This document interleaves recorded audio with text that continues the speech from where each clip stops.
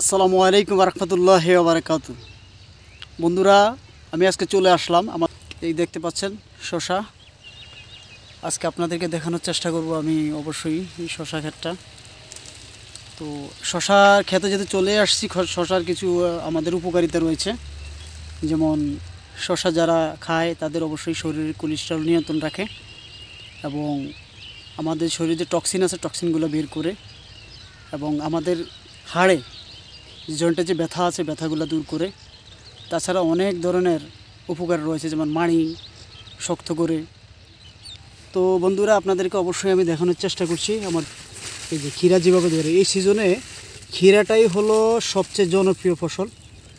এই যে দেখেন, দেখতে পাচ্ছেন, এই যে আপনাদেরকে দেখানোর চেষ্টা করছি ক্ষীরা।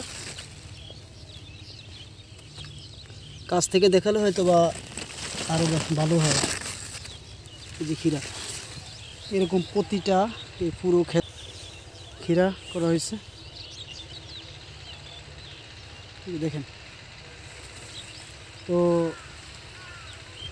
অবশ্যই সবুজ প্রাকৃতি আমাদের ভালোই লাগে, তার মধ্যে শশা ক্ষেত তো ভালোই।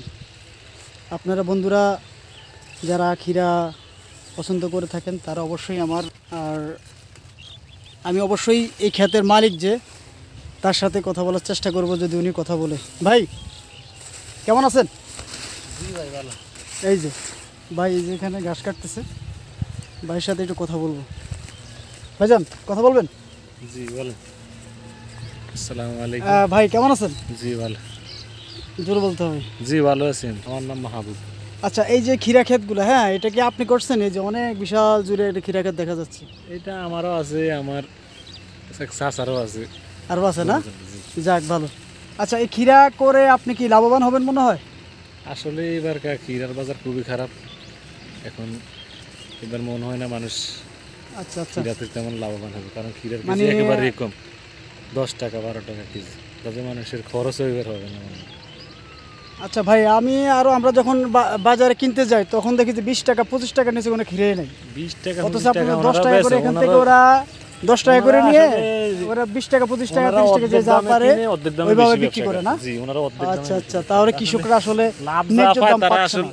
লাভ যা এটা পায় সব তারা জায়গায় আমরা আসলে দেখতে পাচ্ছি। কৃষকের কাছে গেলে ওরা সব সময় এই কথাটাই বলে যে ন্যায্য দাম পাচ্ছে না। আসলে কথাটা সত্য। একজন কৃষকের আপনার কথা মিথ্যা হতে পারে, কিন্তু সবার কথা তো আর মিথ্যা না। হ্যাঁ, তো আমরা অবশ্যই সবাই সচেতন থাকব, কৃষকদেরকে যাতে ওদের ফসল করার জন্য উৎসাহিত হয় সেই জন্য আমরা অবশ্যই চেষ্টা করব। যদি সরাসরি কেনার জন্য সুযোগ থাকে তাহলে অবশ্যই কৃষকের কাছ থেকে কিনবো, আমরা নিজেরাও লাভবান হব। বন্ধুরা, আমার এই ভিডিওটা কেমন লেগেছে আপনারা অবশ্যই আমাকে লাইক কমেন্টস করে জানাবেন। ক্ষীরা ক্ষেতের পাশাপাশি ওনার আরও কিছু ক্ষেত আছে। দেখেন ভুট্টা ক্ষেত, এই যে ভুট্টা গাছগুলো এখনও কিন্তু অনেক ছোট, দেখতে পাচ্ছেন? ভুট্টা গাছগুলা কিন্তু এখনও অনেক ছোট। এই যে তার পাশে ওই দিকে আরও লাউ গাছ আছে। তো বন্ধুরা, আপনারা যারা প্রাকৃতিকের মাঝে হারিয়ে যেতে চান তাহলে অবশ্যই তাদের দাওয়াত রইল। আপনারা অবশ্যই আমার এই ভিডিও দেখে এখানে চলে আসতে পারেন। অনেক সুন্দর একটা জায়গা, অনেক সুন্দর একটা জায়গা। জায়গাটি হলো চাঁদপুর জেলায় হাজীগঞ্জ থানায় সারাশিয়া গ্রামে। হ্যাঁ, আপনারা ইচ্ছা করলে চলে আসতে পারেন, আপনাদের সকলের দাওয়াত রইল। আমি এখানে আসছি ঘুরতে, আপনাদেরও দাওয়াত রইল, আপনারা অবশ্যই চলে আসবেন। দেখা হবে অন্য কোনো নতুন ভিডিওতে। ধন্যবাদ সবাইকে, ভালো থাকবেন।